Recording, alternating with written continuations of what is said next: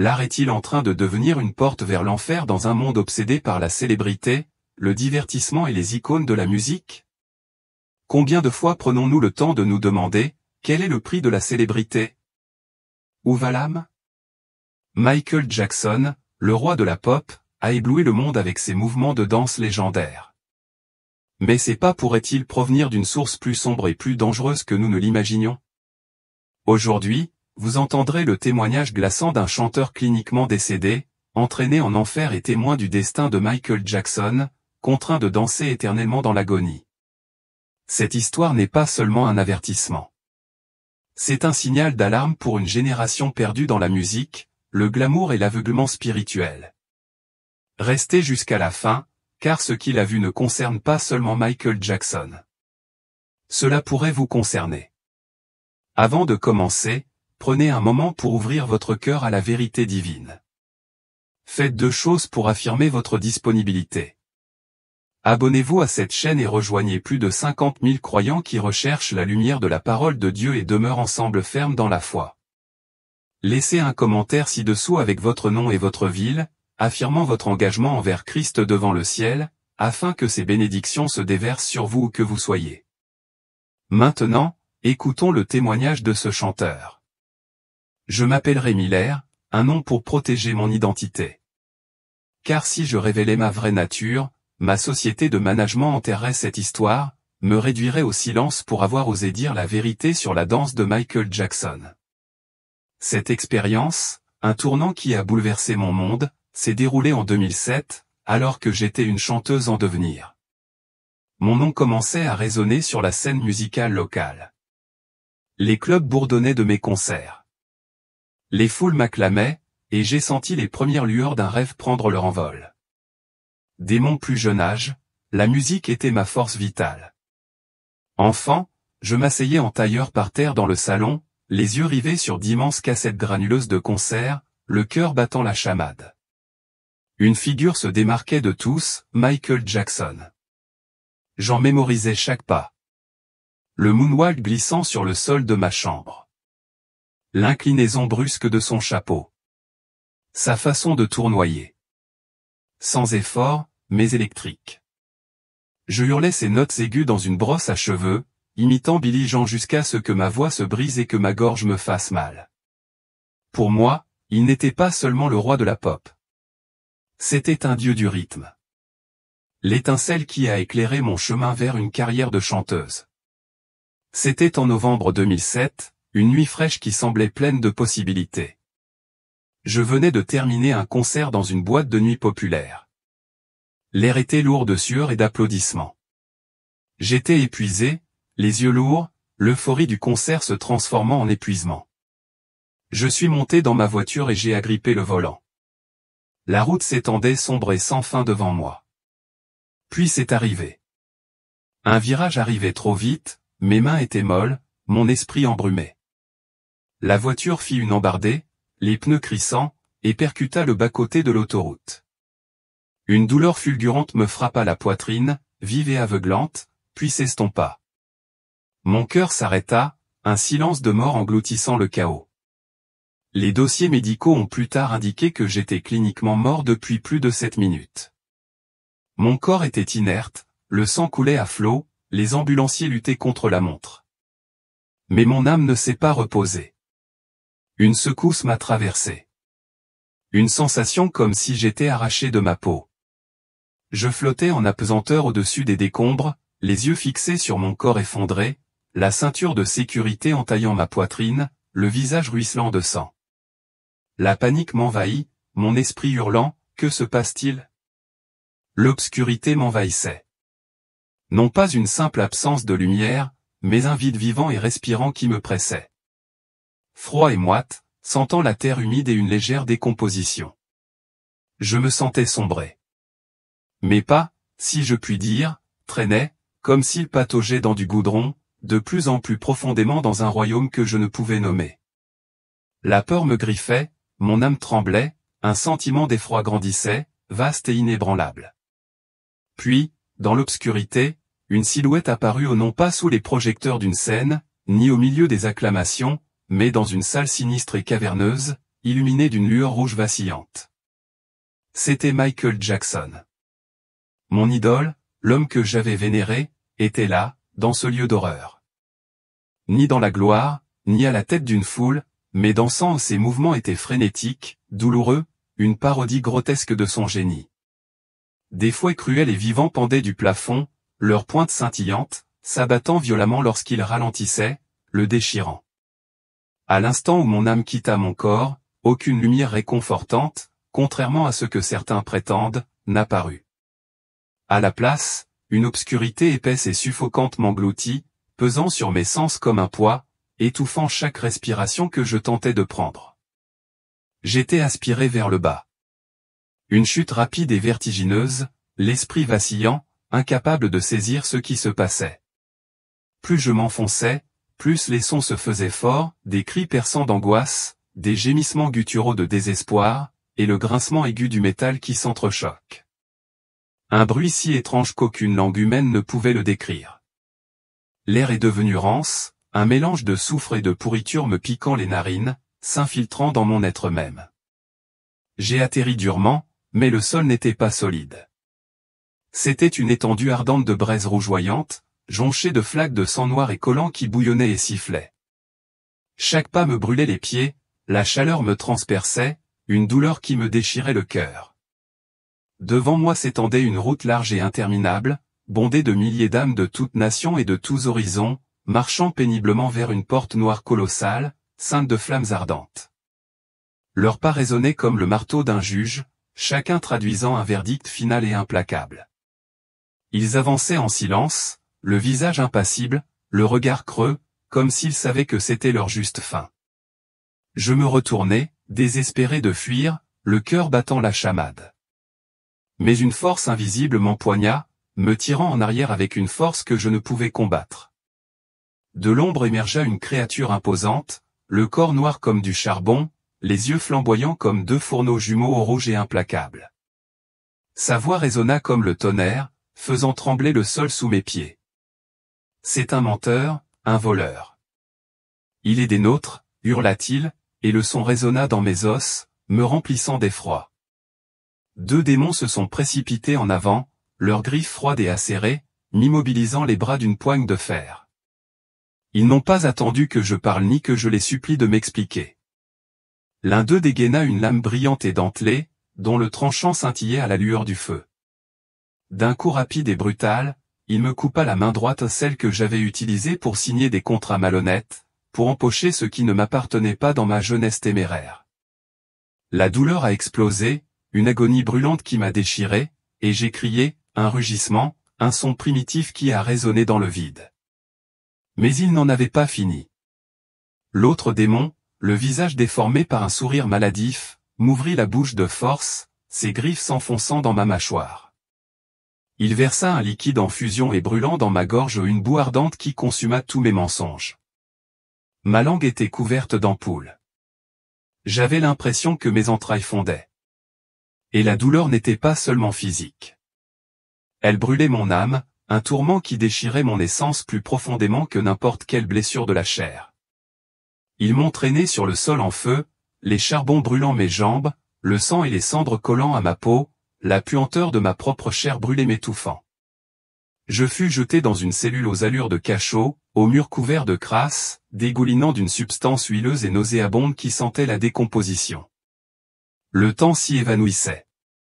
Plus d'horloge, plus de lumière, plus de notion de minutes ni d'années. Le silence était pesant, oppressant, une accusation constante de ma culpabilité. Je ne sais pas combien de temps je suis resté, peut-être quelques instants, peut-être des siècles. L'isolement m'a anéanti et je me suis effondré, sanglotant comme un enfant perdu, les larmes ruisselant sur mon visage. Désespéré, j'ai crié, la voix faible et brisée. Seigneur, si tu as encore pitié, sauve-moi, s'il te plaît. Mon appel résonnait faiblement parmi les gémissements qui m'entouraient. Puis un miracle se produisit, une lumière pure et rayonnante perça les ténèbres. Non pas la lueur rouge du feu de l'enfer, mais un rayon blanc pur, brillant et sacré, tel un morceau de paradis. Il inonda ma cellule, repoussant les ombres, la chaleur, le désespoir. Un ange apparut, grand et majestueux. Son regard était sévère mais débordant de compassion. Sa robe scintillait, tissée de lumière, et sa présence apportait un calme incompréhensible. Sans un mot, il tendit la main, rayonnant d'une douce chaleur. Il toucha mon poignet sectionné, et ma main reprit, la chair se ressoudant, intacte et sans cicatrice. Il effleura mon visage, et la brûlure dans ma gorge s'estompa. Ma bouche guérit. Mon corps fut rétabli, mais la douleur de mon âme persista où une profonde cicatrice douloureuse, rappel de mes péchés. Je le regardais, tremblant, impressionné par sa puissance, sa miséricorde. La voix de l'ange était ferme et autoritaire. Lève-toi. Tu n'as pas tout vu. Ce qui t'attend est encore plus horrible. Je me suis relevé péniblement, les jambes tremblantes, la peur et la gratitude s'affrontant en moi. L'air empestait encore le soufre. Les cris lointains résonnaient encore. Mais sa présence me donnait de la force. Je ne savais pas si je pourrais en supporter davantage, mais je sentais un but se dessiner. Dieu m'avait épargné, tiré de ce gouffre. Je devais le suivre pour voir la vérité pas seulement pour moi, mais pour tous ceux qui, aveuglés par ce destin, marchaient insouciamment vers cette large route brûlante. Mon cœur battait fort tandis que je le suivais. Les échos du tourment s'estompaient légèrement, mais le poids de ce que j'avais vu pesait lourdement sur mon âme. L'ange me guida à travers une étendue caverneuse, l'air chargé d'un mélange étouffant de soufre, de chair brûlée et d'une pourriture sucrée et esséurante qui collait à ma peau. La chaleur était insupportable, une agression constante, comme si l'atmosphère elle-même était vivante, me pressant contre moi, essayant d'écraser mon esprit. Un homme était assis, voûté, les doigts tapotant frénétiquement un téléphone allumé. Ses yeux étaient hagards de panique. Chaque fois qu'il essayait de lever la tête pour reposer ses mains, un démon surgissait de l'ombre, le corps rongé, ses griffes comme des crochets rouillés, le visage tordu dans un grognement grotesque. Il le frappait sans pitié, lui martelant le dos et la tête jusqu'à ce qu'il se remette à gémir, prisonnier d'un cycle sans fin. La voix de l'ange perça les cris. Ce sont ceux qui ont gâché leur vie au téléphone, négligeant la prière, ignorant les Écritures. Maintenant, cette obsession les enchaîne à jamais. Je fixai la scène, la poitrine serrée. Les mains de l'homme saignaient. Ses doigts étaient couverts d'ampoules à cause de la chaleur de l'appareil. Pourtant, il ne pouvait s'arrêter. Le rire du démon était un son guttural grinçant qui résonnait contre les murs, se moquant de sa douleur. Le sol sous lui était rougeoyant, une vapeur montait, l'odeur de peau brûlée se mêlait à l'air vicié. Je repensais à mes propres heures passées à défiler, perdu dans les écrans, et une terreur glaciale me serrait les entrailles. Nous sommes passés dans la pièce voisine, et mon sang se glaça. Des dizaines de personnes, adultes et adolescents, étaient assises, raides comme des soucoupes devant des écrans de télévision clignotants, les yeux grands ouverts, sans ciller, le visage pâle et tiré. La lumière des écrans projetait des ombres étranges, illuminant leur terreur. Si l'on osait fermer les yeux, ne serait-ce qu'un instant, des démons aux membres hérissés de pointes et visqueux, aux yeux rouges et brillants, surgissaient, leur enfonçant leurs griffes acérées dans les yeux. Les victimes poussaient des cris aigus et perçants, le sang et les larmes ruisselant sur leurs visages, mais elles ne pouvaient s'empêcher de regarder. L'ange se tourna vers moi, le regard lourd. Ils préférèrent se protéger de la présence divine. L'air se fit plus dense, un brouillard suffocant de désespoir, envahi par l'odeur du sang et de la chair carbonisée. J'eus un haut le cœur, la gorge brûlante, la chaleur du sol me transperçant les pieds, les laissant à vif et brûlants. Les cris se mêlèrent à un gémissement constant et obsédant, un cœur d'âme perdu sans espoir de soulagement. J'ai vu une jeune fille, à peine adolescente, le visage crispé par l'agonie, tandis qu'un démon lui transperçait les yeux à plusieurs reprises. Ses cris étaient rauques, désespérés, implorant une miséricorde qui ne vint jamais. J'aurais voulu tendre la main pour l'éloigner, mais mes pieds étaient cloués au sol, mon corps tremblait. Partout où je regardais, le tourment pleuvait. Les murs palpitaient comme s'ils étaient vivants, dégoulinant d'une vase noire, semblable à du goudron, empestant la décomposition. Le sol se déplaçait, des pierres déchiquetées et des charbons entaillant mes semelles. Chaque pas était une nouvelle vague de douleur. J'entendais des murmures, faibles et frénétiques, des âmes implorant leur libération. Leur voix était engloutie par le bruit incessant. Les démons se déplaçaient avec jubilation, leurs formes grotesques, certains avec des cornes, d'autres avec des queues qui fouettaient l'air, se délectant de la souffrance qu'ils infligeaient. Leurs yeux brillaient, rivés sur leur proie, savourant chaque tressaillement, chaque cri. Je repensais à ma propre vie, à la nuit passée à visionner des séries en boucle, aux journées perdues dans des divertissements insensés. Avais-je accordé plus de valeur à ces heures qu'à la prière, à la connexion avec Dieu? Le poids de cette question pesait sur moi, aussi lourd que l'air qui m'entourait. La présence de l'ange était mon seul ancrage, sa lumière un faible bouclier contre l'obscurité. J'ai vu un homme tenter de se détourner de son écran, les mains tremblantes, le visage trempé de sueur. Un démon l'a saisi, l'a repoussé violemment, lui forçant les yeux à s'ouvrir de ses doigts griffus. Son hurlement de douleur a résonné, un son que je n'oublierai jamais. Ce n'était pas seulement une punition. C'était un miroir reflétant les choix de la vie, désormais éternelle. La puanteur s'intensifiait. Un mélange de pourriture, de sang et de brûlure, si épais que j'en avais le goût. Une odeur amère et âcre sur ma langue. La chaleur pulsait, des vagues déferlaient sur moi. La sueur se mêlait aux larmes. J'avais envie de me boucher les oreilles, de fermer les yeux. Mais l'horreur exigeait que je regarde, que je ressente. La voix de l'ange était ferme. Tu vois ça, tu te souviens? J'acquiesçai, le cœur battant, l'âme en peine. Ces chambres détenaient une vérité à laquelle je ne pouvais échapper. Le temps était précieux, un don gaspillé par tant de personnes ici. Je voyais leurs regrets gravés sur chaque visage déformé, je les entendais dans chaque cri. Mes propres choix défilaient devant moi. Parfois, j'avais ignoré l'appel à la prière, à la recherche de la lumière. Le rire du démon résonnait, un rappel moqueur de ceux qui attendaient les imprudents. L'ange me guidait, son pas sûr, sa lumière inébranlable. Je le suivis, bouleversé, sachant que cet avertissement, cette terreur, resterait gravée à jamais dans mon cœur. Nous entrâmes dans une vaste pièce obscure, l'air chargé d'une chaleur humide et essaillante qui me collait à la peau, lourde de chair brûlée et de soufre. Les murs se dressaient, déchiquetés et noirs, dégoulinant d'un liquide visqueux et nauséabond qui siffla en touchant le sol incandescent. Je m'arrêtai, le souffle coupé, incapable d'en croire mes yeux. Il y avait Michael Jackson, mon idole, dansant avec frénésie, ses mouvements vifs et désespérés, sans la moindre trace de la grâce que j'avais adorée. Au-dessus de lui, des centaines de fouets de cuir pendaient du plafond, vivants, se tordant comme des serpents, munis de pointes qui brillaient à la lueur du feu. Il chancela, les jambes tremblantes, la sueur et le sang ruisselant de son front. Le fouet s'abattit, une violente rafale déchirant sa peau, laissant des entailles rouges et vives. Il poussa un cri rauque et déchirant, et se remit en mouvement, contraint de danser à nouveau. L'ange murmura d'une voix grave et grave. Sa danse ne venait pas de Dieu. Elle était inspirée par les ténèbres.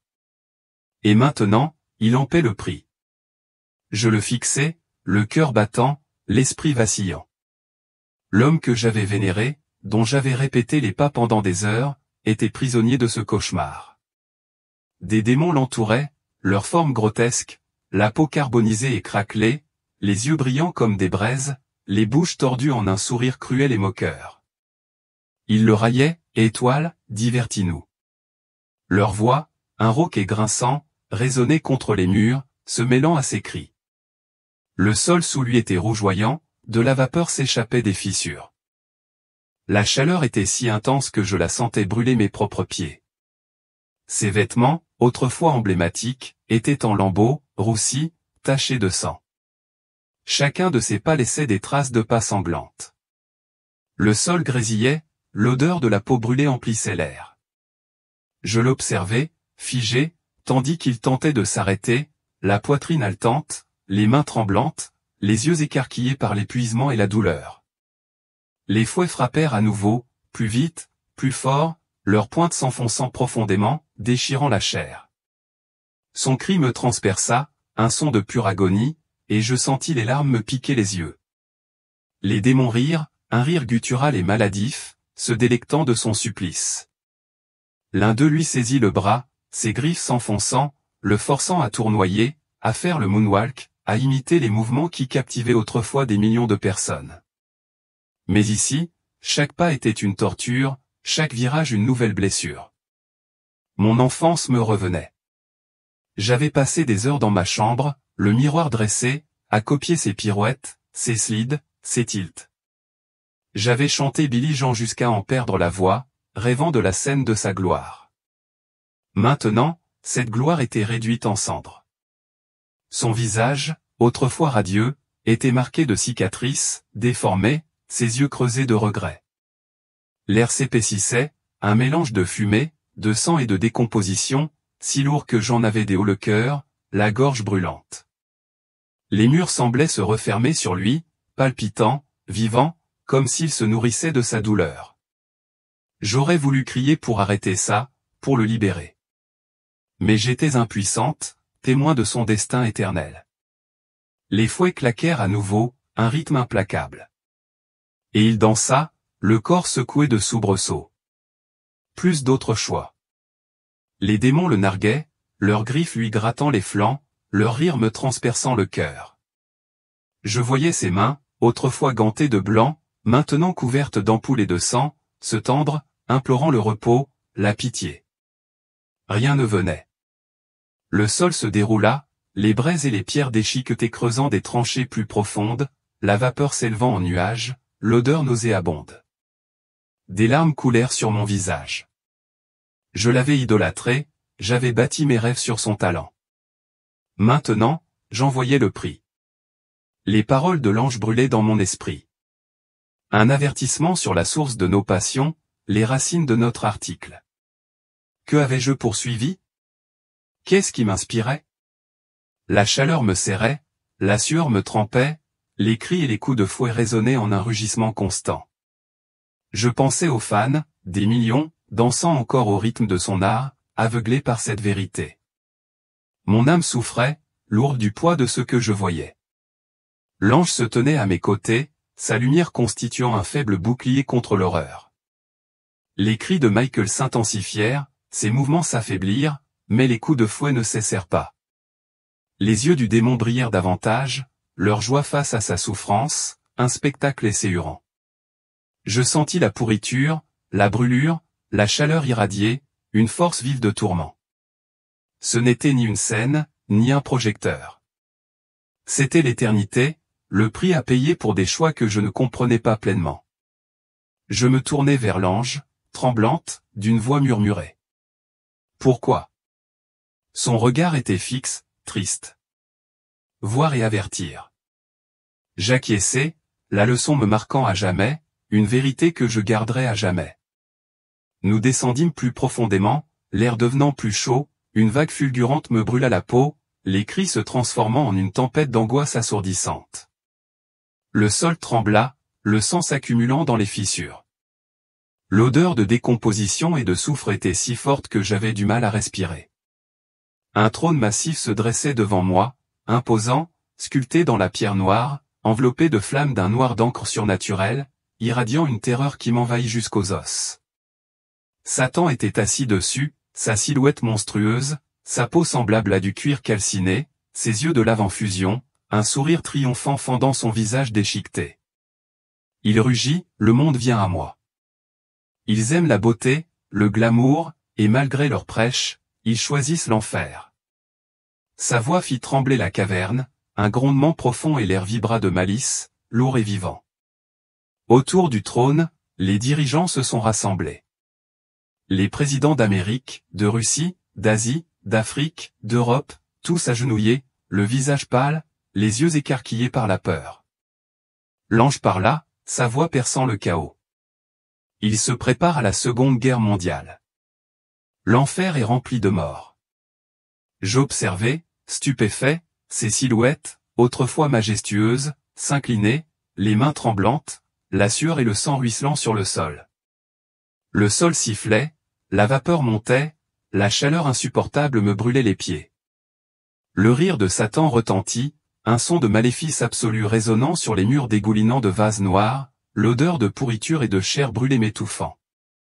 Les vêtements du chef étaient en lambeaux, tachés de cendres et de sang, leur corps tremblait tandis qu'ils le servaient.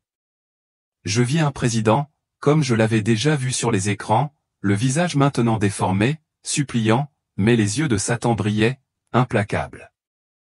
Les flammes autour du trône s'élevèrent, projetant des ombres qui dansaient comme des spectres, se moquant de leur chute.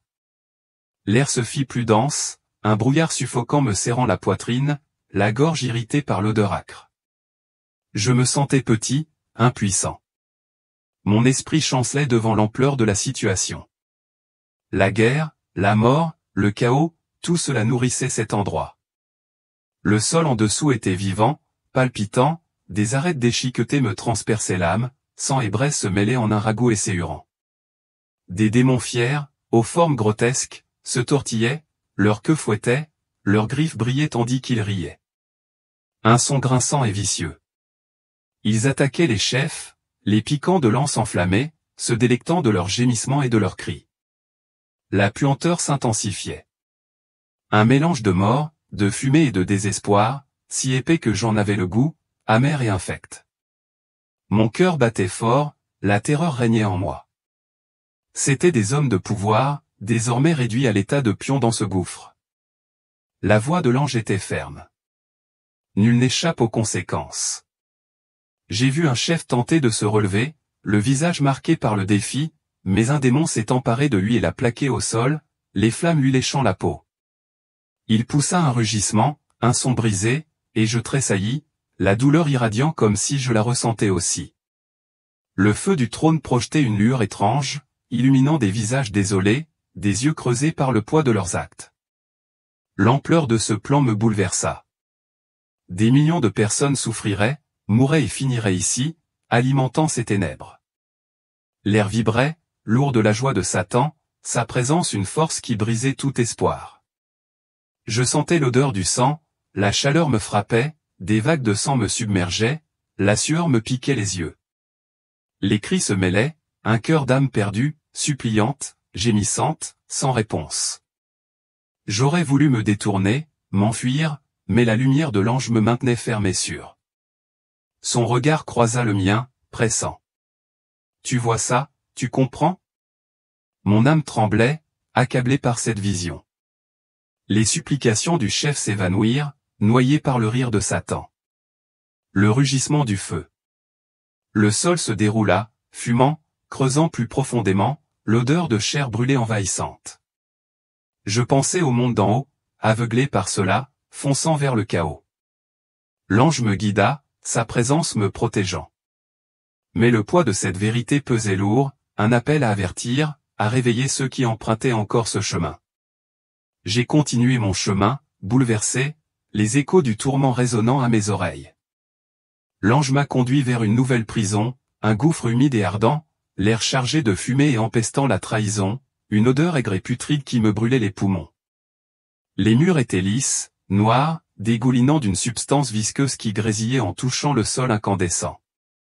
J'ai vu des pasteurs, des hommes de foi, enchaînés dans les tourments, le visage déformé par l'agonie. L'un d'eux, un célèbre prédicateur, s'agenouillait devant un dragon rouge aux écailles scintillantes, les yeux comme des braises, et soufflait de la fumée blanche sur ses mains. Cette fumée avait alimenté de faux miracles, éblouissant des foules. L'ange le désignait d'une voix sévère. Il adorait un faux Jésus. Le souffle du dragon était âcre, ondulant comme des mensonges, l'air lourd d'une odeur de chair brûlée et de tromperie. Les chaînes du pasteur claquaient, un bruit lugubre, son corps tremblant tandis que les flammes lui léchaient les flancs. Ses cris étaient rauques, désespérés, implorant une miséricorde qui ne venait pas. Des démons planaient, leur forme grotesque, la peau craquelée et suintante, les griffes acérées, le narguant de sifflements et de railleries. Je regardais au-delà, apercevant de majestueuses églises dans les capitales, bondées de fidèles, tous adorant un faux Dieu sans le savoir. Le décor changea, me glaçant. Ce faux seigneur couronna le fils d'un pasteur décédé, son nouveau serviteur, dans un éclat de lumière noire. Une file de prêtres suivit, des dizaines de fidèles, offrant leur âme à cette puissance. Leurs mains tendues, leurs yeux aveuglés par la vérité. L'air empestait, un mélange de soufre, de sang et de pourriture si épais que j'en avais des hauts le cœur, la gorge brûlante. Le sol en contrebas palpitait, brûlant et déchiqueté, me coupant les pieds, la vapeur s'élevant en nuages, la chaleur un assaut constant. J'entendais leurs gémissements, un cœur de regret, trop tard pour revenir sur leur choix. Les démons riaient, un son grinçant et vicieux, perçant de verges enflammées, se délectant de la douleur, de la trahison. Le mur semblait vivant, se refermant, ruisselant, la puanteur insupportable. Mon cœur se serra sous le choc. C'étaient des hommes en qui j'avais confiance, des voix de Dieu désormais démasquées comme imposteurs. J'avais été assis sur les bancs de l'église, j'écoutais des sermons, je croyais en leur lumière. Maintenant, je voyais les ténèbres. Les yeux du dragon brillaient, savourant leur chute, sa fumée tourbillonnant, symbole de mensonge. J'ai vu un pasteur tenter de se relever, le visage marqué par l'angoisse. Mais un démon s'est emparé de lui et l'a projeté au sol, les flammes lui brûlant la peau. Il a crié, un son qui m'a transpercé, et j'ai tressailli, ressentant le poids de son péché, des âmes qu'il avait égarées. Le regard de l'ange était inébranlable, sa voix ferme. La vérité compte. Prévenez-les. J'acquiesçai, tremblante, l'esprit s'emballant. Combien suivaient ces hommes, aveuglés par ce destin? L'air se fit plus dense, un brouillard de désespoir, l'odeur de chair brûlée et de décomposition m'étouffait. Le sol se déroula, les braises et le sang se mêlèrent, la chaleur me brûla, la sueur et les larmes se mêlèrent sur mon visage. Je voyais leurs yeux creux, reflétant un tourment éternel, le prix de la cupidité et de la tromperie. Les griffes du démon brillaient, leur rire transperçait mon cœur, se moquant des déchus. Je pensais à des églises bondées et grandioses, chantant un mensonge. Le poids de cette vérité m'écrasait, une vérité que je ne pouvais ignorer. Les cris résonnaient, une plainte constante mêlée au sifflement de la vapeur et au crépitement du feu. J'aurais voulu crier pour réveiller le monde, mais ma voix me semblait faible, perdue dans ce gouffre. L'ange se tenait immobile, sa lumière comme un phare, m'encourageant. Mon âme souffrait, accablée par cette vision, le prix d'une fausse foi. J'avançai, la puanteur persistant, les cris résonnant, un vœu se forgeant, parler, révéler, sauver les autres de cette faim. Nous entrâmes dans une cellule sombre, l'air humide et lourd, empestant l'eau stagnante, la pourriture et une odeur nauséabonde de poisson qui me piquait le nez. Les murs étaient glissants, recouverts d'une pellicule visqueuse, dégoulinant d'un liquide infect qui s'accumulait au sol, sifflant au contact des braises incandescentes. Je reconnus le pasteur Moïse, encore vivant sur terre, mais là, enchaîné, la tête basse. L'ange parla d'une voix claire et grave. Il épousa une déesse de l'eau, prit un anneau de contrôle d'une sirène du Bénin. Cet anneau, brillant d'une lumière sombre et surnaturelle, il le portait pour influencer les foules, soumettant leur volonté à la sienne. Sous son église, des charmes enfouis palpitaient. Une puissance obscure alimentait sa voix. Ces miracles. L'air était lourd, un mélange de soufre, de sang et de décomposition humide si dense que j'avais du mal à respirer. Ma gorge était irritée.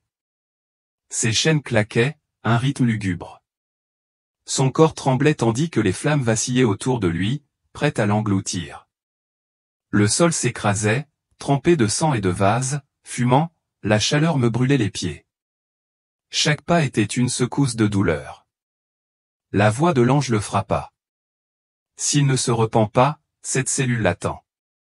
Je le fixais, la poitrine serrée, voyant ses yeux écarquillés de peur, reflétant un destin auquel il pouvait encore échapper. Je connaissais ses sermons, sa voix tonitruante, les foules qu'il soulevait sous les acclamations et les larmes, tout cela bâti sur un mensonge, une meute emplie de ténèbres. Des démons rôdaient, leurs formes visqueuses, leurs écailles scintillantes, leurs yeux brillants comme des lanternes dans la brume. Ils sifflaient, griffes prêtes, attendant sa chute. Leur rire, un râle bas et humide, résonnait sur les murs. La puanteur s'intensifiait, un mélange de pourriture, d'eau et de brûlé, m'étouffant, un goût amer sur la langue. J'imaginais son église, grandiose et bondée, la bague à son doigt, un pouvoir secret. Combien suivaient, aveuglés par cette vérité? Le sol se déroula, déchiqueté et brûlant, tranchant profondément, la vapeur s'élevant en épais nuages. L'air était empli de désespoir. Ses chaînes claquaient, sa tête basse. Un homme vacillait au bord de ce gouffre. J'avais envie de crier, de l'avertir, de le secouer pour le réveiller. Les cris des autres résonnaient, une plainte lointaine se mêlant au ruissellement de vases, au crépitement du feu. Mon cœur s'emballait, la terreur et l'urgence se mêlaient. La présence de l'ange me calmait, sa lumière, un bouclier fragile qui transperçait l'obscurité humide. Je vis les mains de Moïse trembler, l'éclat de l'anneau, signe de son péché. L'air se rapprochait, lourd, suffocant, l'odeur de pourriture et d'eau m'écrasait. Je ressentais sa peur, un poids que je portais aussi. Un appel à l'action. Le démon le fixa du regard, impatient, ses griffes luisantes, prêt à l'entraîner. Je pensais à son troupeau, confiant, perdu, et mon âme souffrait, accablée par cette vision. C'était réel, un avertissement pour lui, pour tous. Le sol brûlait, l'air piquait, les cris résonnaient, un rappel constant de ce qui l'attendait. Je voulais m'enfuir, mais le regard de l'ange me retint. Il a le temps. Dis-leur. J'acquiesçai, ma résolution se renforçant, la puanteur et la chaleur m'envahissant, la vérité me brûlant. Je poursuivis mon chemin, bouleversé, une mission se profilant, parler, sauver avant que cette cellule n'en envahisse une autre. Nous pénétrâmes dans une autre pièce. L'air était chaud et épais, chargé d'une odeur de chair brûlée, de soufre et d'une pointe métallique de sang. Les murs, noirs et irréguliers, suintaient d'une substance visqueuse et fétide qui grésillait sur le sol rougeoyant. J'ai vu Sœur Marie, une chanteuse de gospel célèbre pour sa foi, dont la voix était autrefois un rayon de lumière. 3 ans avant sa mort, elle a ressenti une passion, blanchie de l'argent et couché avec un producteur, entraîné à la sorcellerie par un autre chanteur. L'ange a dit, elle a bien commencé, mais a fini dans les ténèbres. Elle se tenait dans les flammes, sa voix autrefois pure n'était plus qu'un gémissement, rauque et brisé, résonnant dans la fosse. Des démons tournoyaient autour d'elle, leur corps grotesque, la peau boursouflée et craquelée, leurs griffes luisantes, la transperçant de leurs verges ardentes. Sa peau se boursoufla, brûla, puis guérit, pour brûler à nouveau un cycle de douleur sans fin. L'odeur était esséurante, un mélange de charbon, de sang et de décomposition, si épaisse que j'en eus un haut le cœur, la gorge brûlante, les yeux piquants de larmes. Ses yeux suppliaient, vides de regrets, ses mains tendues, sans trouver de soulagement. Je me souvenais de ses chants, de la façon dont il m'avait porté, rempli d'espoir les églises. J'avais chanté avec elle, ému par sa passion, la croyant un instrument de Dieu. Maintenant, son héritage n'était plus que cendre, consumé par le feu. Le sol palpitait, brûlant et tranchant, me coupant les pieds, la vapeur s'élevait, la chaleur était un assaut implacable. Les démons riaient, un son grinçant et cruel, se moquant de ses cris, leurs yeux brillants, savourant son supplice. Elle tenta de se retourner pour s'échapper, mais une barre la frappa, la forçant à reculer, son cri me transperçant le cœur. L'air s'épaississait, un brouillard de désespoir, l'odeur de chair brûlée et de pourriture m'étouffait. Je la voyais tomber les choix qui l'avaient conduite ici, nuit de luxure, argent sale, rituel sombre. Les murs semblaient vivants, palpitants, ruisselants, la puanteur insupportable, un goût amer sur ma langue. J'aurais voulu la sauver, mais je restais figé, témoin de son destin. Ses gémissements se mêlaient aux cris lointains, un cœur d'âme perdue, sans réponse, éternel. Ma poitrine me faisait mal, lourde de sa perte, mon esprit tournait. Je pensais à ses fans, aux foules qu'elle avait conquises, désormais en danger, aveugles à cette fin.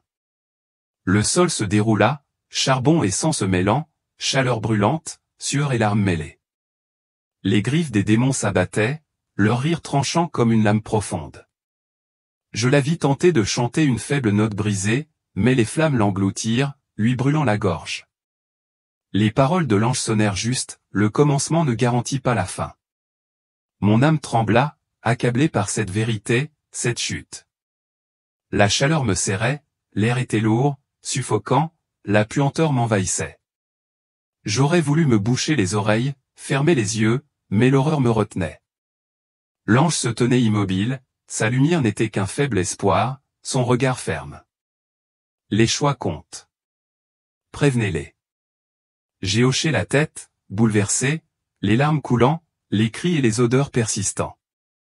C'était une leçon, un appel à voir au-delà du talent, à préserver son cœur. J'ai continué, le poids de son destin, la mission de parler, brûlant au plus profond de mon âme. Nous entrâmes dans une vaste salle, étiquetée, ordre politique, où l'air était brûlant, chargé de sang, de soufre et de chair brûlée. Une puanteur si forte qu'elle me colla à la gorge. Les murs, noirs et fissurés, ruisselaient d'un liquide rougeâtre et infect qui fumait sur le sol incandescent. Tous les présidents de ma nation se tenaient ici, condamnés pour avoir versé le sang innocent. L'ange déclara, « Nul ne règne par le sang et n'entre au paradis. » J'ai vu le président Méo, autoproclamé roi éternel, lié par un pacte avec le dieu Zir. Il avait uriné dans le fleuve national, offrant son eau au royaume de Satan, rebaptisant Congo, désir, en l'honneur de la déesse.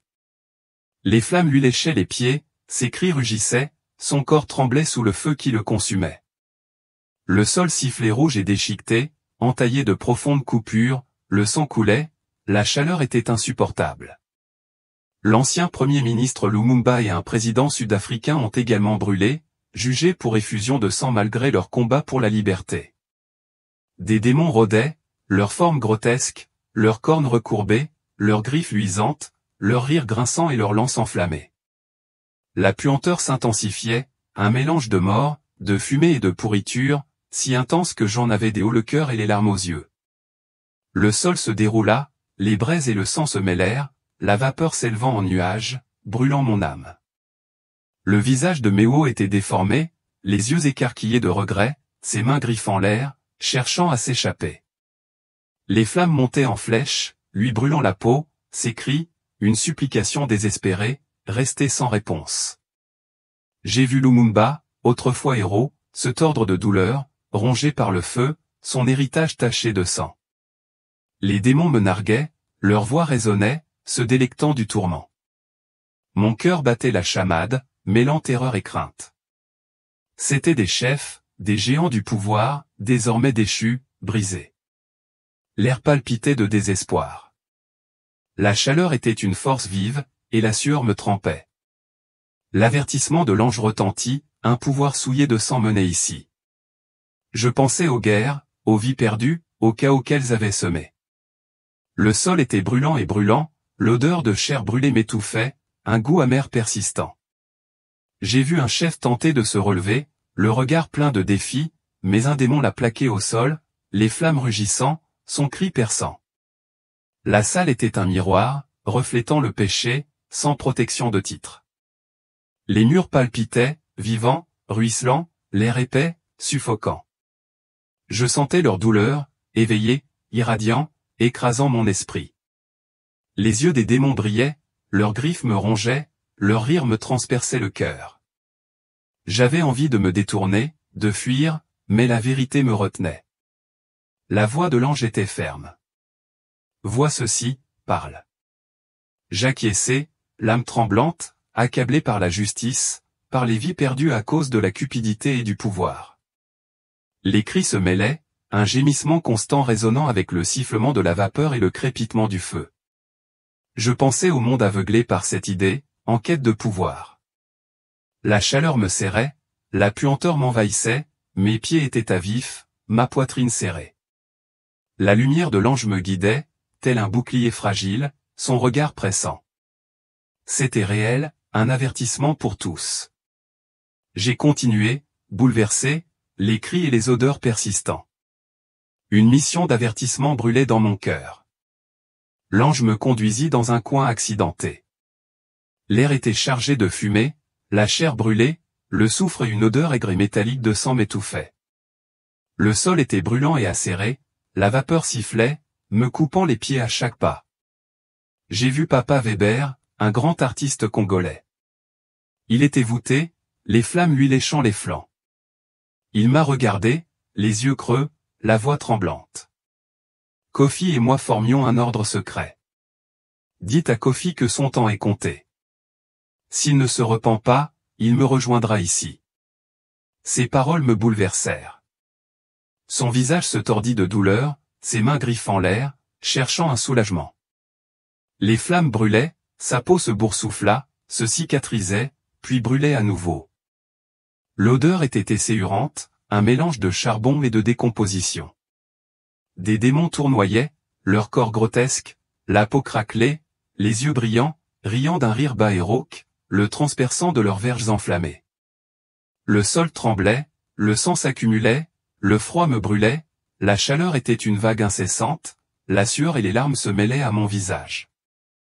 Son appel était pressant, un avertissement pour les vivants, sa voix brisée, rugissante de regret.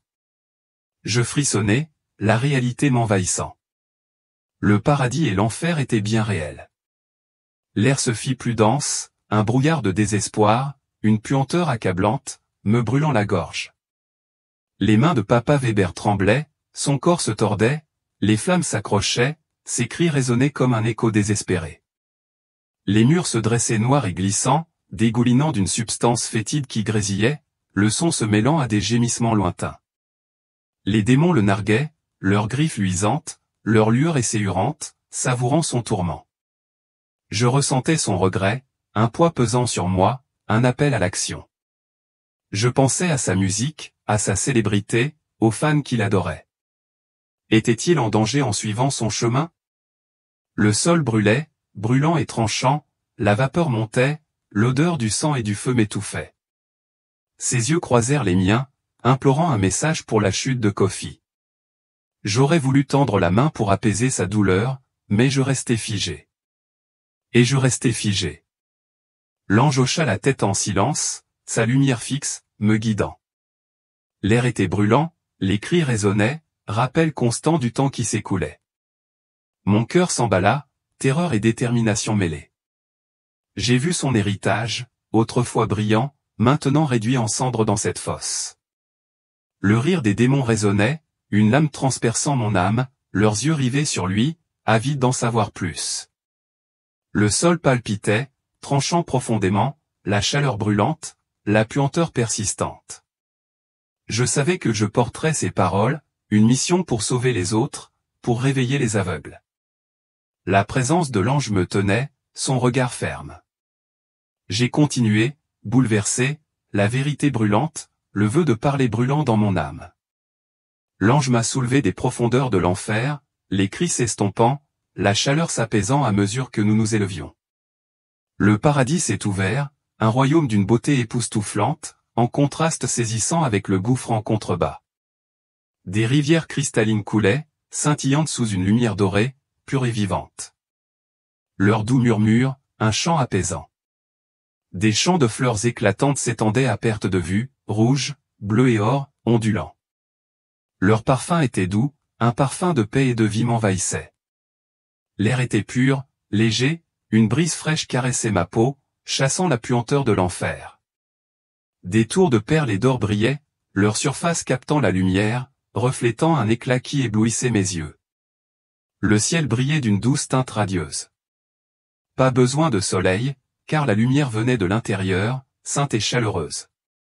J'entendais des voix, un chœur céleste, qui ne chantait pas seulement, mais louait, un son si pur qu'il m'enlevait l'âme. Chaque brin d'herbe, chaque feuille semblait vivant, vibrant, palpitant d'une joie que je n'avais jamais connue.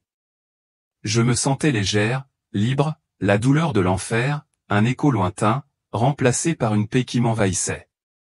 Je me tenais devant Dieu, sa présence écrasante, une force d'amour et de puissance. Une lumière jaillissait de lui, non pas aveuglante, mais chaleureuse, sainte, m'enveloppant de réconfort. Son visage rayonnait, rayonnant au-delà de toute forme. Pourtant, je sentais son regard, ses yeux profonds de sagesse, scrutant chaque recoin de mon cœur, mes péchés, mes espoirs. Sa robe flottait, tissée de lumière, scintillant de vie. Sa voix grondait comme le tonnerre, mais était douce, un son qui me secouait et m'apaisait. Miller, retourne. Préviens-les. Vis pour moi. Des larmes coulaient, non de peur, mais d'émerveillement. Je tombais à genoux, tremblante de son amour, un poids insupportable, mais dont je ne pouvais me passer. L'air vibrait, empli de sa gloire, du parfum des fleurs et de la lumière environnante. Les anges se déplaçaient, leurs formes lumineuses, leurs ailes luisantes, leur louange un bourdonnement constant qui m'enivrait. Je voyais des âmes vêtues de blanc, des visages radieux, arpenter des rues dorées, leur joie éternelle. La beauté était indescriptible, une promesse de ce qui attendait les fidèles. Mon cœur se gonflait, une résolution se formait.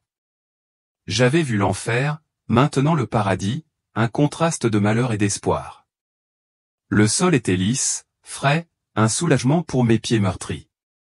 La lumière me touchait, me guérissant, me fortifiant, un don que je ne méritais pas. La voix de Dieu résonnait, une invitation à parler, à sauver. Je ressentais sa miséricorde, un amour si immense qu'il me brisait, me reconstruisait.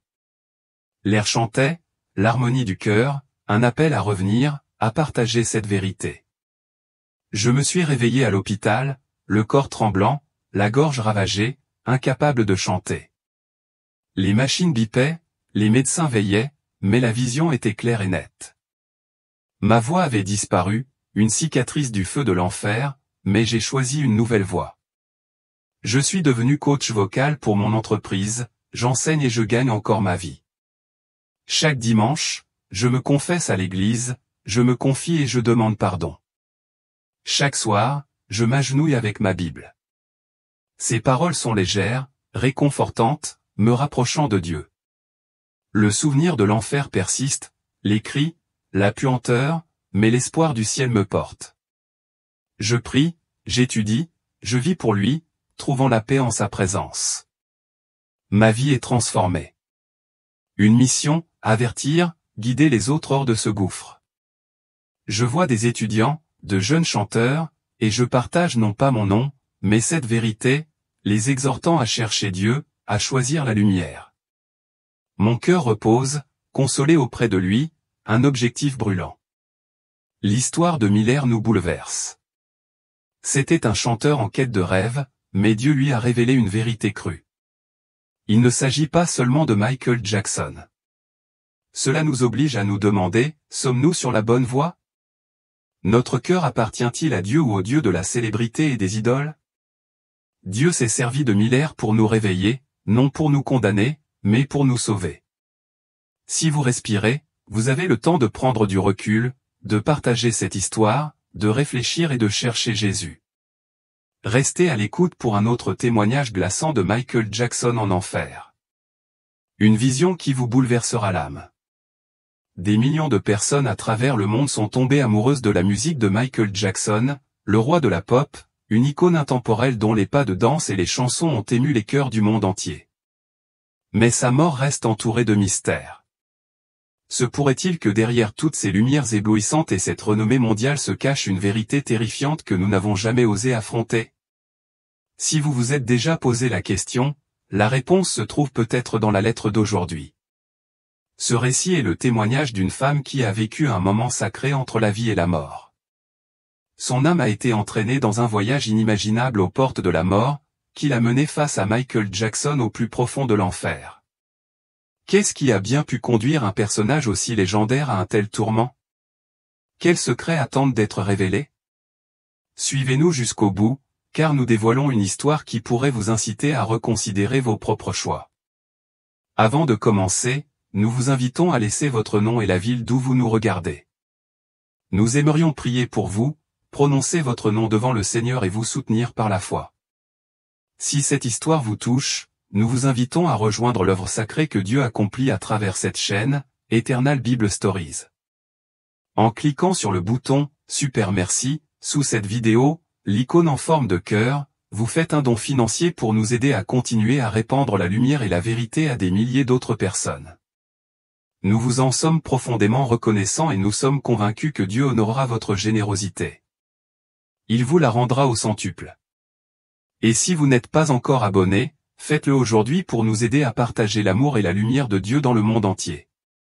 Écoutez attentivement son témoignage. Je m'appelle Esha Thompson, j'ai 52 ans et je suis productrice de musique à Los Angeles. J'ai grandi à Détroit, dans un quartier où l'église était le cœur de la communauté. Depuis mon enfance, je chantais dans la chorale de l'église. Et la musique de Michael Jackson était la lumière qui me guidait dans les moments difficiles. Ce n'était pas qu'un chanteur. Il était le rêve de l'Amérique noire, un symbole qui nous montrait que nous pouvions briller dans ce monde. Des chansons comme « Man in the Mirror » et « Heal the World » n'étaient pas que de la musique. C'étaient des appels au changement, de l'espoir pour une petite fille comme moi. J'ai fait de ma passion pour la musique mon métier. J'ai produit des tubes R&B et gospel, travaillé avec de grandes stars, dont beaucoup ont été inspirés par Michael. Mais le succès a eu un prix. Je me suis peu à peu éloigné de la foi de mon enfance, absorbé par la célébrité, l'argent et le pouvoir de l'industrie musicale. Je croyais que la musique pouvait changer le monde, que c'était ma religion. Je suis la mère d'une fille de 16 ans, Jada. Elle est également passionnée de musique, mais elle est en proie à la culture des idoles des célébrités modernes. Je craignais que Jada ne répète mes erreurs, mais je ne savais pas comment la guider, moi-même perdu. J'ai toujours rêvé de rencontrer Michael Jackson, juste pour le remercier de m'avoir inspiré. Mais je n'aurais jamais imaginé que ce rêve se réaliserait de la manière la plus terrifiante qui soit. Ce jour fatidique commença comme tous les autres. Je me réveillai, fis un café, consultai les emails des artistes et me préparai pour une séance d'enregistrement. Je portais ma robe rouge préférée. Cette couleur, disait Jada, me donnait l'air radieuse d'une diva. Le ciel était d'une beauté inhabituelle ce jour-là, et j'eus l'étrange impression que je devais prier. Mais je repoussai cette idée, prise par mon travail. Cet après-midi-là, alors que j'étais en studio, j'ai soudain eu un vertige.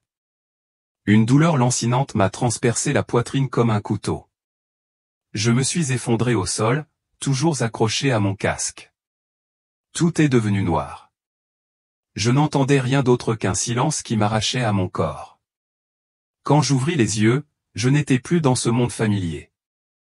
L'espace autour de moi était empli d'un silence surnaturel, comme si le temps lui-même s'était arrêté. L'air était pur et apaisant, comme si l'atmosphère elle-même respirait avec moi. Le sol sous mes pieds était transparent et réfléchissant comme de l'or poli. Mais ce n'était pas du métal. Il était vivant, comme si chaque molécule contenait lumière et vie. Avant même de comprendre ce qui se passait, j'ai senti une présence écrasante derrière moi, non pas par un son, mais au plus profond de mon âme. C'était une énergie à la fois douce et omniprésente, sainte sans être oppressante. Alors que je me retournais, une lumière radieuse explosa dans toutes les directions, tel un lever de soleil sur l'univers. Et du centre de cette lumière, il s'avança. Je pensais le connaître à travers la Bible, les images, les sermons. Mais rien de ce que j'avais entendu ou lu ne pouvait me préparer à l'affronter en vérité. Il n'était pas seulement présent. Il emplissait tout l'espace. Il était la lumière. Pourtant, cette lumière ne m'aveuglait pas. Elle pénétrait chaque fibre de mon être. Son corps rayonnait d'une gloire différente de toute lumière terrestre. C'était la lumière de la vie, de la vérité, d'un amour sans tache. Sa robe était d'un blanc immaculé, mais pas d'un blanc tel que nous la connaissons. Elle semblait tisser des rayons les plus purs du ciel, scintillante, brillante et constamment en mouvement, comme si elle était vivante. Il n'y avait pas de vent, et pourtant sa robe flottait comme si elle résonnait au rythme de l'éternité. Ses cheveux étaient longs, doux comme de la soie, d'une teinte argentée céleste, chaque mèche tel un éclair dans la nuit. Ses yeux me coupaient le souffle. Ils étaient à la fois flamme et océan. En eux résidait la justice éternelle et pourtant une miséricorde infinie. Son regard ne se limitait pas à moi. Il me regardait à travers. Chaque secret, chaque blessure, chaque péché caché était mis à nu, sans être condamné. Il ne me méprisait pas. Il me regardait comme un père retrouvant son enfant perdu depuis longtemps, comme un roi qui voit une valeur inestimable dans une âme qu'on croyait irrécupérable. Il m'appela Aïcha. Sa voix résonnait comme le rugissement d'innombrables rivières convergeant vers la mer, à la fois majestueuse et douce, et elle résonnait dans mon cœur plus profondément que n'importe quel son dans mes oreilles. « Je t'ai amené ici, dit-il, pour que tu vois ce que tu dois dire au monde. Nombreux sont ceux qui vivent dans l'aveuglement, ignorant les conséquences éternelles de leur choix. » Jésus me tendit doucement la main. Sa main, la même qui avait été transpercée pour moi, se tendit alors avec une tendresse infinie. Je plaçai ma main dans la sienne. Une vague de chaleur me traversa, comme si toute peur, toute blessure et tout doute disparaissaient. La lumière autour de moi devint plus radieuse, si intense que j'avais l'impression que toutes les ombres de l'univers avaient été balayées. Chaque pas que je faisais avec Jésus me rapprochait de quelque chose d'indicible. Et puis, je me suis retrouvé devant la porte du paradis. Rien dans le monde matériel ne pouvait égaler ce que je voyais. Cette porte n'était pas seulement grandiose par sa taille, c'était un symbole vivant de puissance, de sainteté et de gloire absolue. Les motifs brillants semblaient sculptés dans la lumière elle-même, chaque détail sacré, comme gravé par le souffle même de Dieu. L'espace tout entier vibrait d'une sainteté qui fit trembler mon âme. Devant la porte s'étendait une file interminable de personnes, chacune attendant son tour d'être jugée. Sur leurs visages se lisait un étrange mélange d'espoir et de peur, comme si leur cœur tremblait, sachant que plus rien ne pouvait être caché. Plus d'avocats, plus d'excuses, plus de seconde chance. 3 anges montaient la garde à la porte. Imposants, puissants et incroyablement beaux, mais si solennels qu'un seul de leurs regards effrayait tout le monde et les empêchait de franchir le pas. Mais ce qui m'a le plus stupéfait, c'est la présence d'un étrange ange. Un ange plein d'yeux. Des centaines, voire des milliers d'yeux couvraient son corps. Chacun d'eux, grand ouvert, vivant, semblant voir dans chaque recoin caché de l'âme.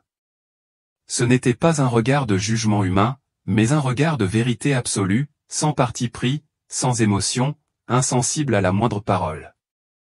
Un par un, chaque personne s'est présentée devant l'ange. Sans question, sans dialogue. L'histoire de sa vie est apparue automatiquement. Chaque pensée, chaque action, chaque motif caché du cœur. Lorsqu'une personne était jugée digne, l'ange hochait la tête solennellement, lentement, et la porte s'ouvrait. La lumière intérieure jaillissait comme un fleuve de vie. Et au loin, j'entendais le chœur angélique non pas de la musique, mais la joie du ciel tout entier, nous accueillant tous.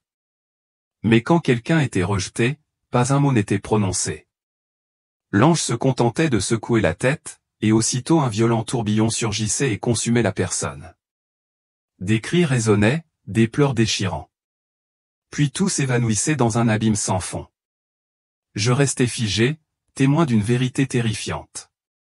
Personne ne peut mentir en cet endroit. Aucun secret n'échappe aux yeux de l'éternité. Aucune action n'est invisible devant le trône du jugement. J'ai remarqué que tant de personnes étaient rejetées. Seules quelques-unes étaient acceptées, si peu qu'on pouvait les compter sur les doigts d'une main. Un à un, elles disparurent dans le tourbillon, et mon cœur s'alourdit. Puis un événement se produisit qui me laissa sans voix.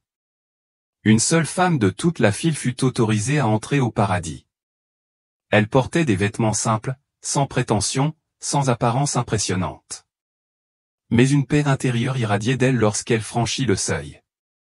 Les anges fusèrent en louanges tonitruantes, leur voix résonnant comme des milliers de vagues s'écrasant sur les rivages de l'éternité. Jésus se tourna vers moi, le regard à la fois tendre et solennel. Voici la femme que j'accepte. Elle a toujours prié, toujours pardonné, toujours vécu dans l'humilité, l'amour et la sainteté. Elle n'était pas célèbre, mais elle était fidèle. C'est le genre de vie dont j'ai besoin. Jésus se tourna vers moi, son regard n'était plus aussi doux et chaleureux qu'avant, mais empreint d'une profonde sévérité. Il demanda, sa voix résonnant comme le tonnerre dans mon âme, « Aïcha, qu'as-tu fait des cadeaux que je t'ai donnés ?» Je sursautai. Un frisson me parcourut l'échine.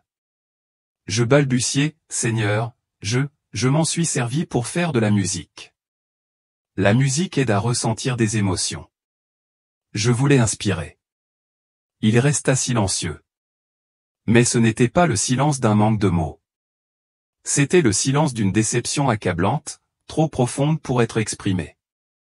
Après une pause, il dit, « Beaucoup trop nombreux sont ceux qui utilisent mes dons pour se glorifier.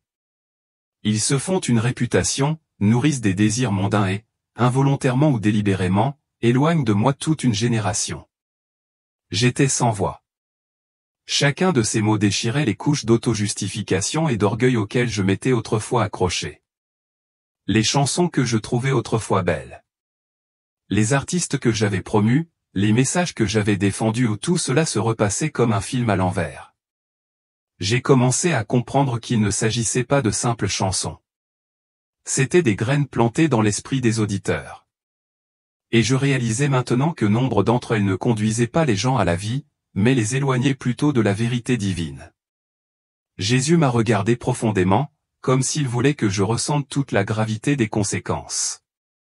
Seuls quelques-uns m'adorent en esprit et en vérité. La majorité chante selon la chair, louant leur ego et leurs idoles. Sais-tu où mène ce chemin? Je ne pus répondre. Ma poitrine se serra. Un tremblement monta du plus profond de moi, comme si mon âme était secouée jusqu'au plus profond d'elle-même. Soudain, la lumière autour de nous disparut.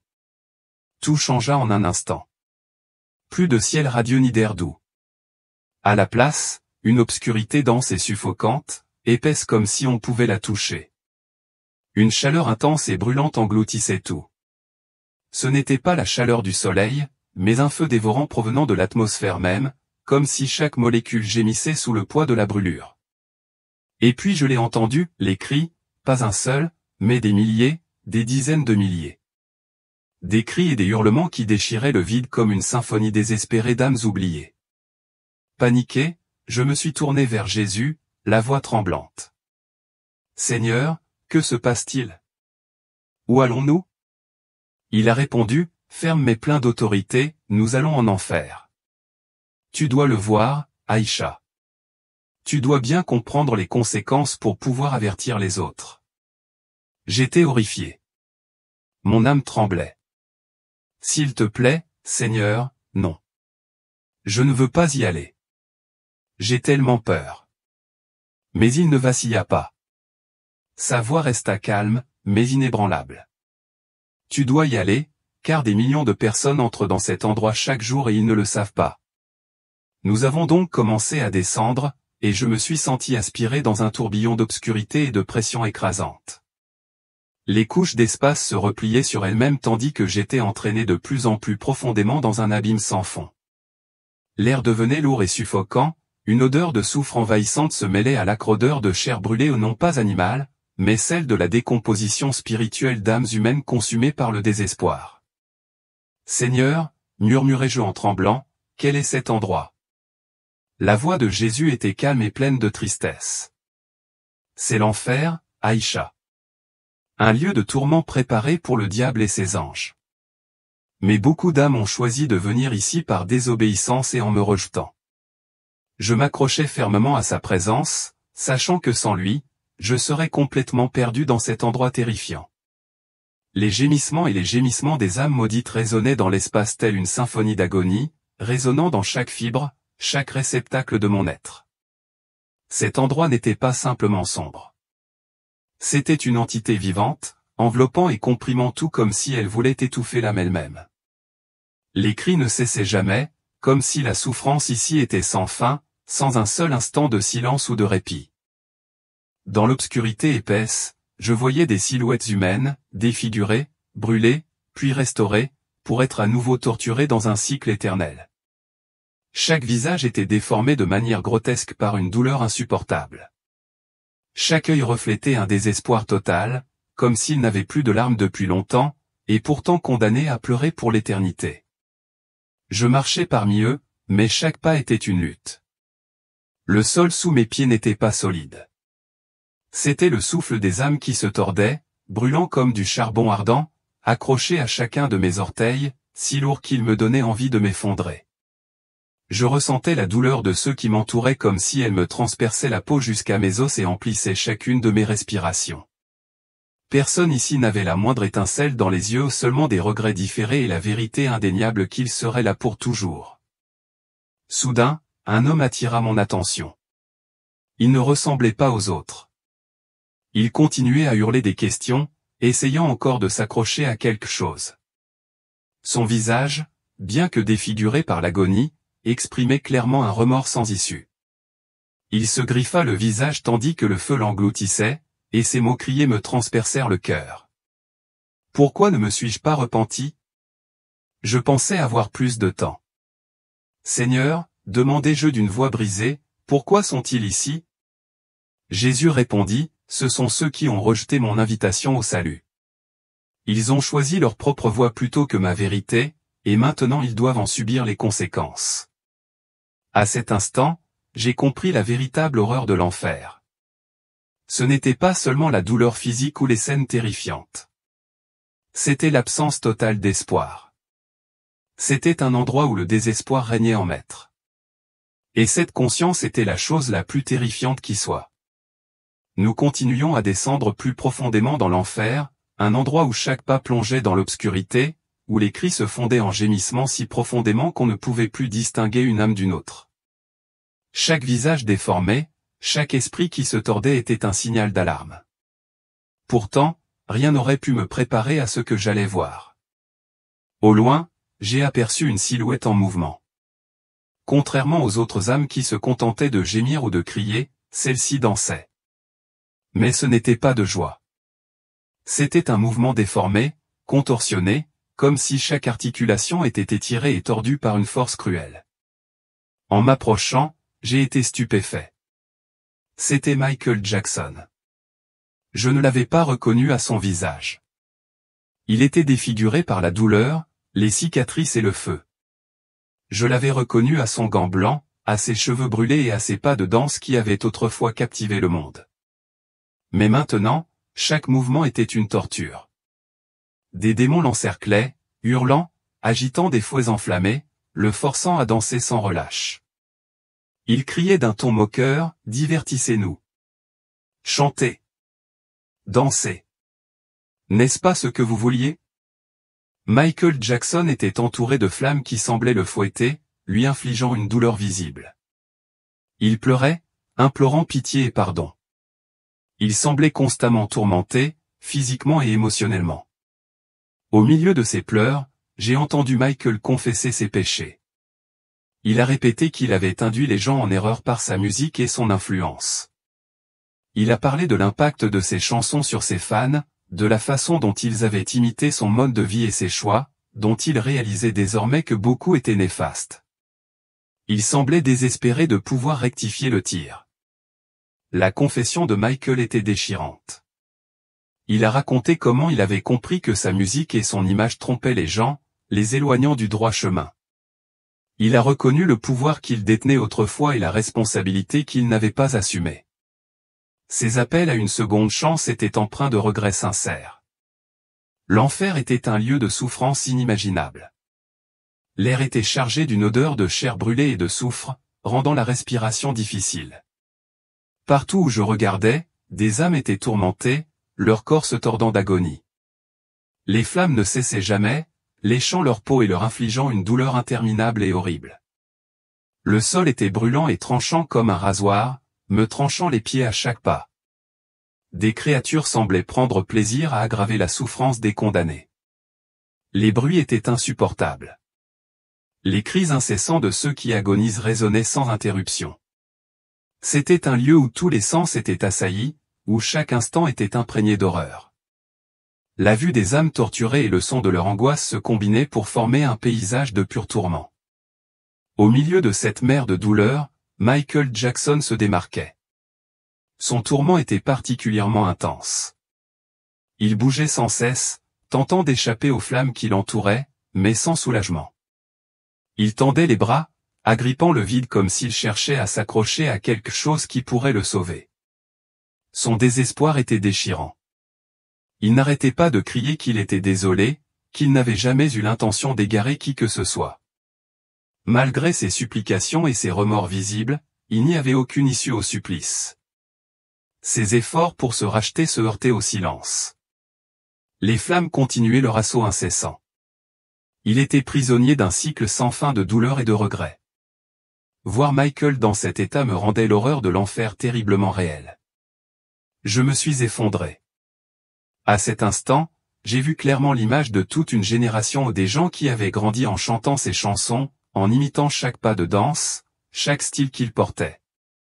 Je l'avais autrefois considéré comme un génie, un symbole de talent et de liberté. Mais maintenant, sous mes yeux, se déroulait la terrible conséquence d'une adoration mal placée. Michael n'était plus un artiste. Il était le témoignage vivant de l'échec tragique de choisir la célébrité plutôt que Dieu. Jésus m'a regardé et m'a dit, avertis-les, Aïcha. Beaucoup l'idolâtrent encore, mais son influence les a éloignés de moi. Alors que nous nous éloignons, les cris de Michael s'estompèrent, mais l'image de sa souffrance resta gravée à jamais dans ma mémoire. Après avoir vu Michael Jackson en proie au tourment, j'ai eu le cœur brisé. Les pas de danse, les mélodies qui captivaient autrefois le monde, n'étaient plus que des échos de regrets en enfer. J'avais envie de courir pour oublier ce que je venais de voir. Mais Jésus me tenait la main. Son regard était à la fois doux et sévère. Aïcha, dit-il, tu n'as pas tout vu. Tu dois comprendre ta responsabilité. Nous sommes entrés dans une nouvelle zone de l'enfer où les ténèbres semblaient vivantes, m'enveloppant comme une couverture suffocante. L'air était chargé d'une odeur de soufre et de désespoir. Chaque souffle me transperçait la poitrine comme une lame. Puis, devant moi, une scène que je n'oublierai jamais, une foule immense. Des milliers d'âmes se sont rassemblées comme pour un concert éternel. Mais il n'y avait aucune joie, seulement de l'agonie. Elles hurlaient les noms des artistes qu'elles idolâtraient autrefois.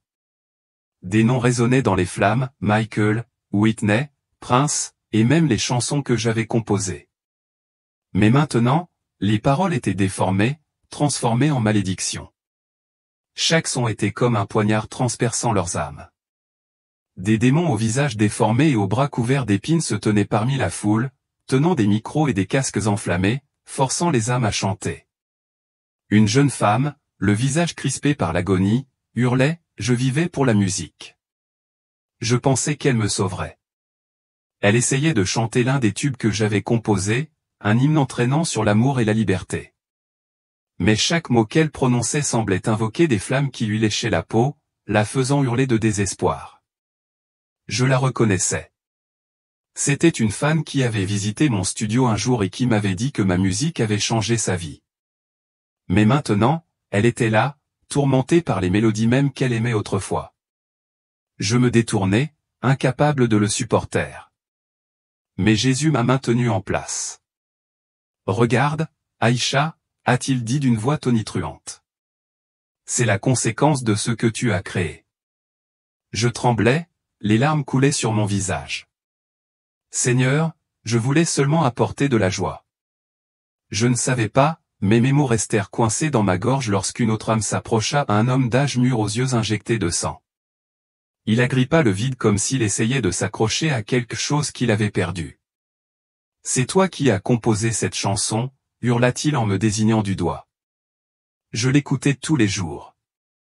J'en ai vécu. Et maintenant, je suis là. Pourquoi ne m'as-tu pas parlé de Dieu? Ces mots m'ont transpercé le cœur comme une lame. Je me suis souvenu des séances d'enregistrement où je choisissais des mélodies accrocheuses et des paroles qui glorifiaient le matérialisme, la luxure et la liberté sans limite. Je pensais créer de l'art, mais j'avais inconsciemment éloigné mes auditeurs de la vérité. Ces chansons n'étaient pas que des sons, c'étaient des messages, des chemins qui les menaient ici, vers un lieu sans espoir. Jésus m'a regardé, les yeux emplis de tristesse, mais sans condamnation. Aïcha, je t'ai donné un talent pour me glorifier, pour guider les autres vers la lumière, mais tu l'as utilisé pour servir la gloire et le monde. Vous avez vu Michael Jackson, vu ses fans. Maintenant, vous vous voyez parmi eux. Je m'effondrais à genoux sur le sol brûlant, sentant la chaleur me brûler la peau. Seigneur, j'avais tort, pleurais-je. Je ne savais pas que ma musique avait un tel pouvoir. Pardonne-moi. Si tu me donnes une autre chance, j'utiliserai mon don pour guider les gens vers toi. L'espace tremblait sous les cris de la foule. J'ai vu des âmes se lever comme pour échapper aux flammes, mais les démons les ont tirées vers le bas en riant bruyamment. Une jeune fille, pas plus âgée que ma fille Jada, s'est écriée, je les idolâtrais. J'ai vécu pour eux, mais ils ne sont pas là pour me sauver. Ces mots ont résonné comme un avertissement. J'ai pensé à Jada, à la façon dont elle chantait des chansons modernes, à mon échec à lui apprendre à placer Dieu au-dessus de tout. Si je ne changeais pas, Jada finirait-elle par arriver là? Jésus posa sa main sur mon épaule. Son contact m'apporta une certaine paix au milieu de l'horreur. Aïcha, dit-il, tu as vu la vérité. Maintenant, tu dois choisir. Vas-tu continuer à guider les autres ici ou vas-tu utiliser ta voix pour les sauver? J'ai hoché la tête, les larmes coulant sur mon visage. Je leur dirai, Seigneur. J'utiliserai ma musique pour te glorifier, pour les avertir. S'il te plaît, donne-moi une chance. En quittant cet endroit, les chants déformés de la foule résonnaient encore derrière moi. Mais dans mon cœur, un autre feu s'était allumé, celui de l'éveil et de la mission. Je savais qu'en revenant, je ne ferais plus jamais de musique de la même manière. Je créerais des mélodies qui mèneraient les auditeurs vers Dieu, et non vers l'enfer. Tandis que la lumière du ciel m'enveloppait, les horreurs de l'enfer s'estompaient peu à peu, mais les souvenirs restaient gravés dans mon âme. Les cris de Michael Jackson, le supplice de ses fans, la chute du pape, tout cela brûlait profondément en moi. J'ai senti Jésus me soulever doucement, et soudain, je me suis retrouvé de retour sur le sol du studio, froid et tremblant, serrant mes écouteurs. Je me suis réveillé en larmes, bouleversé. Ma fille, Jada, s'est agenouillée à côté de moi en sanglotant. Maman, ça va? Je l'ai serrée dans mes bras, submergé par sa chaleur, un rappel de la miséricorde divine. À cet instant, j'ai su que c'était ma seconde chance, non pas de retrouver la vie que j'avais connue, mais de devenir une nouvelle créature, chargée d'avertir les autres. À partir de ce jour, je n'étais plus la même Aïcha Thompson. Mon expérience de mort imminente m'avait transformé. Je ne pouvais pas écouter mes anciens tubes sans grimacer. Les mélodies qui me rendaient autrefois fier évoquaient désormais des images d'âmes tourmentées, de personnes trompées par les messages que j'avais contribué à créer. J'ai réalisé que la musique n'était pas seulement un article. C'était une force spirituelle capable d'élever les gens vers la vérité ou de les entraîner dans les ténèbres. J'ai donc tout changé. J'ai refusé de produire des chansons glorifiant le matérialisme, la luxure ou l'orgueil. Je me suis plutôt consacré au gospel et à la musique religieuse. J'ai lancé un nouveau projet, Light of Truth, dans le cadre duquel j'ai encadré de jeunes artistes, non seulement dans la technique, mais aussi dans la responsabilité spirituelle de leur influence. J'ai partagé mon témoignage sur Michael, les fans, le pape, pour qu'ils comprennent que la célébrité ne vaut jamais le prix d'une âme. À la maison, je suis devenu une mère différente. Autrefois, je laissais Jada idolâtrer les pop stars sans aucune réserve. Mais maintenant, nous prions ensemble, lisions les Écritures et je lui apprenais à honorer Dieu par-dessus tout. Je l'ai encouragé à écrire de la musique, mais je lui ai gentiment rappelé, chante pour glorifier Jésus, pas pour la louange des hommes. Elle a rejoint la chorale de l'église et j'ai vu une nouvelle lumière naître dans ses yeux, la lumière de la foi. Même mon approche de l'église a changé. Ce qui était autrefois routinier est devenu sacré.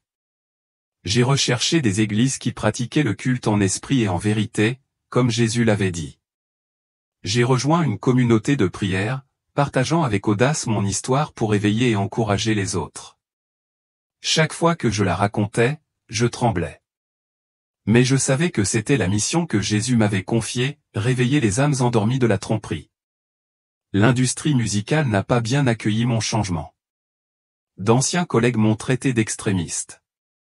Certains m'ont fermé leurs portes. Mais je m'en fichais désormais. J'avais vu l'enfer.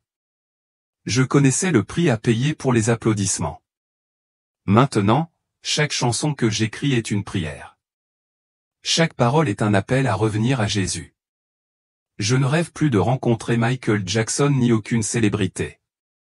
Mon seul rêve est de voir Jada, ces jeunes artistes et un monde perdu franchir les portes du paradis où la douleur disparaît, seulement la lumière éternelle. Le témoignage d'Aïcha est un signal d'alarme. Productrice de musique, elle croyait autrefois au pouvoir de l'art, mais Dieu l'a utilisé pour révéler la terrible vérité de l'éternité. Cette histoire ne nous fait pas seulement penser à Michael Jackson. Elle nous force à nous demander, est-ce que je place mes idoles au-dessus du Seigneur? Mon cœur lui appartient-il vraiment? Si cette histoire vous a touché, n'hésitez pas à l'aimer, à la partager avec ceux que vous aimez et à vous abonner à la chaîne Eternal Bible Stories. Laissez votre nom et d'où vous venez dans les commentaires afin que notre équipe de prière puisse intercéder pour vous. Et si vous pensiez que l'histoire d'Aïcha était choquante, notre prochaine lettre vous laissera tremblant avec la vision que Dieu a révélée à une autre âme.